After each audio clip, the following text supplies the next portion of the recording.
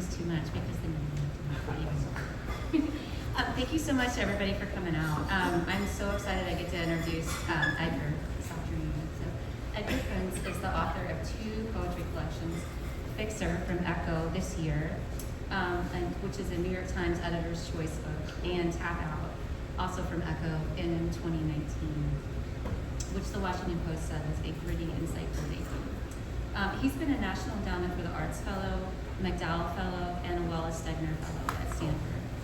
New poems appear in the New Yorker, Smartish Pace, The Atlantic, Poetry, APR, and Oxford American. He lives in Baltimore and teaches at Goucher. Thank you.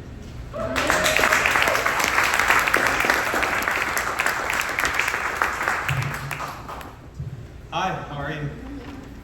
Cool, good to, yeah, me too. Yeah. Great, feels really good to be here. I've been on tour for 2.5 months with this book, which I don't recommend. It was fun for like the first month, and then it started getting weird. I'm finally back here in Baltimore, the city I love.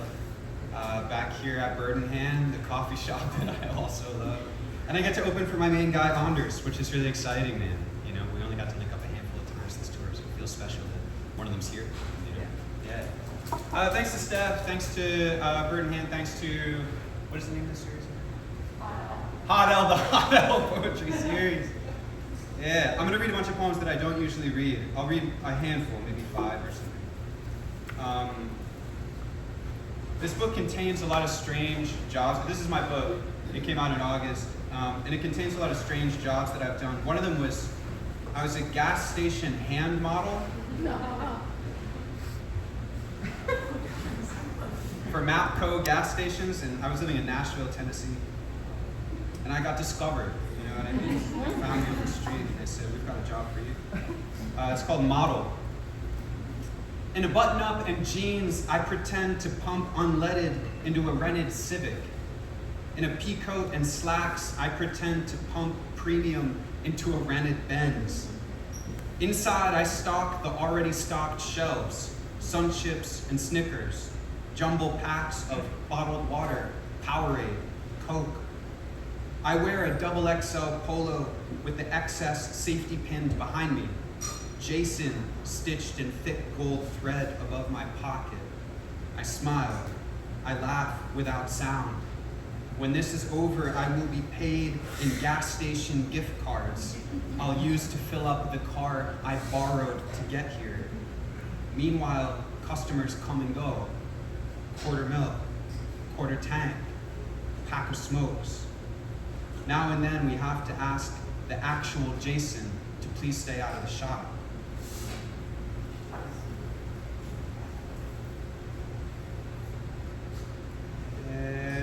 I moved to California once, and I went through a bad breakup at the very same time, so I ended up sleeping on my friend's porch. My friend happens to be Anders' brother. He was living with a bunch of other people in San Francisco, and they made their porch available to me, which I appreciate. This one is called Account. Because I was the one to end it, and so soon, I offered to reimburse her what I owed. She had covered most of the wedding, the move, our rent. I was sleeping on the grace of a friend. I was living on the grace of a friend, sleeping in his sunroom on Folsom. Every morning I opened my account to see how little I had left. It wasn't looking good until she wrote to say we could forget it if I would let her claim me on her taxes. I guess there was a rebate for this kind of thing. I could hear my friend knocking around in the kitchen, making coffee, frying eggs. I couldn't believe my luck. I let myself be claimed. Yeah, you know. Thanks. I have 2 brothers, and they're very different. I love them a lot, you know, but we couldn't be any more different. One of them just called me the other day, and he said, I've got news. And that, for my brother, is, you know, he's going to hit me with something. And he said, I'm going to be a cop. He's like, I'm enrolling in the police academy, and I'm going to be a police officer. And I'm a poet, and I have the politics that you would associate with poets, and so this is very distressing for me. My other brother is a little less problematic. He is a landscaper. So this poem is kind of about him. It's called Real Money. Late June, and there's a shortage of air traffic controllers in the mid-Atlantic. Ads plastered everywhere I look. Competitive pay, union benefits. I already found a job, but I can't break the habit of hunting. I dig around and learn that those suicide rates are astronomical. Shifts are 1 hour on, 1 hour off, due to the extreme concentration required. You get paid both hours. My uncle used to work for a company that was contracted to paint all the nuclear power plants in Massachusetts. Now he works for a company that's contracted to paint all the T-stops in the greater Boston area. They paint overnight when the trains are stabled. Beats the shit out of my last job, he says. Plus they got ping pong tables in the break room at every station. They're meant for the conductors, he says, but hey, what they don't know. My youngest brother quit his job as a janitor at a middle school to start a landscaping company. Bought a crew cab and a trailer and a used ride-on mower he got, he says, for a bargain. He's staking signs, building a client list, mostly mowing, residential. No 401k, he says, but at least I set my own schedule. I take the day when it rains, except to pry off and sharpen the mower blades, file down the burrs. Dullness tears the grass. When you do it right, it's like you went out on your hands and knees and snipped each tuft with a pair of scissors. But 50 a pop only gets me so far. Now it's about leveling up. Corporate parks, estates, colleges, like where you were. That's where the real money is.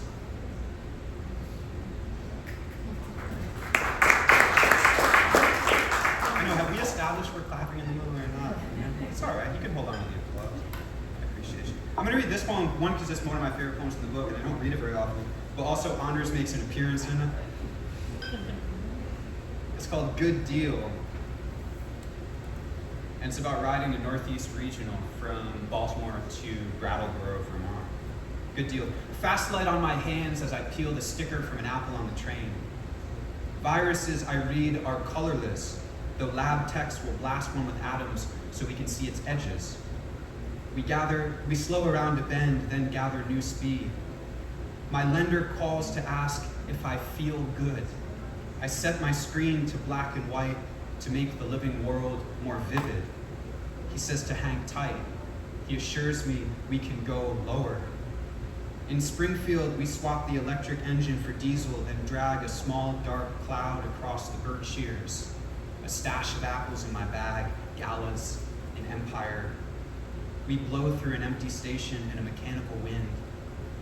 A friend of mine rides cross-country in the bellies of emptied-out coal cars, or on a plate of steel called a porch. He pays for almost nothing. He's one of my very favorite people. I scroll through the latest mortgage rates, having no idea what a good deal looks like. My sweetheart and I have a rented apartment the size of half a train car, but we have a miniature dishwasher, so we feel we live in luxury. See, now you didn't clap, and now I feel bad. Man, is that poem good? Hey, you told us that. I know. I'm giving out crazed instructions. Yeah, I usually read something good. Maybe I'll skip it. Have you ever gotten advice from a friend? Yeah, we've all gotten advice from a friend. Have you ever gotten advice from a friend that you knew was correct, but you also knew you were not going to take that advice?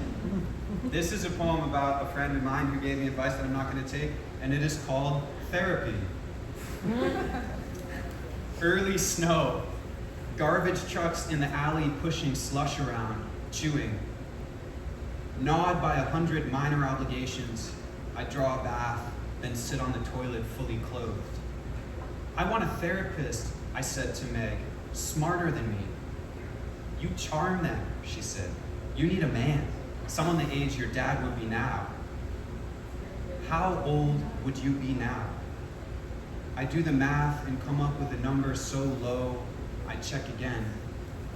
Nothing changes. I go out and drag the bins back to the house, then lower myself into the lukewarm tub. I let half the water out and turn the tap, mixing the original water with water that would scald me if I touched it. Someone out there. Yeah, thanks. someone asked me, did you take your clothes off before you got in the bag? And I was like, it's kind of better if I didn't, right? I went in fully clothed, right? It's a guy in crisis.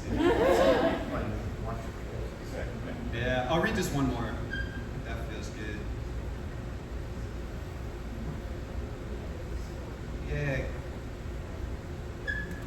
This is a poem about convincing Katie to move in with me in California. I wrote a long essay that was basically explaining this whole poem, which is a cheater's way of turning a poem into an essay. It's called Golden Gate. And this is my last one. Yeah, thanks for listening. I'm excited for the rest of the open micers, and I'm excited to hear Anders read. Golden Gate. I could hear every bit of laughter pass between the dishwashers at the cafe I shared a wall with. And one morning, touching that wall, felt it give wetly under my hand.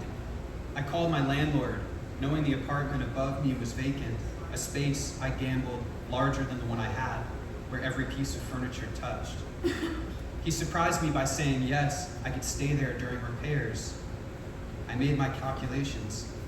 You were giving up your perfectly good spot in Denver. I had a month to convince him to come down on the rent. I moved my bed up but left the rest, which workers covered with a tarp. When the work was done, I went on squatting in those bright upstairs rooms. The windows are unreal, I told you, for weeks, pestering the landlord every few days, going to his house, walking with him in his garden, trying to explain. He relented at last, grumpily, and I moved the rest of my stuff before he could change his mind. You came with everything you owned, and suddenly we lived together.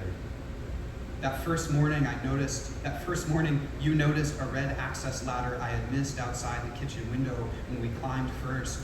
Jesus. That first morning you noticed a red access ladder I had missed outside the kitchen window. We climbed, one going first, the other handing our coffees up and clamoring after. And that high we could see the bell tower at Berkeley, eucalyptuses in the hills, and traffic careening down Alcatraz, hint of salt on wind. And though we would leave this place too, and soon, when the rent, despite our pleading, ratcheted beyond us, if you craned your neck a little, perched delicately in the distance, no fucking way, you said, was the Golden Gate, stitching the city to the headlands looming across the bay, and we were moved to silence by it, gripped by a pure, clear idea beyond experience, and stood a long time, touching shoulders, touching knees.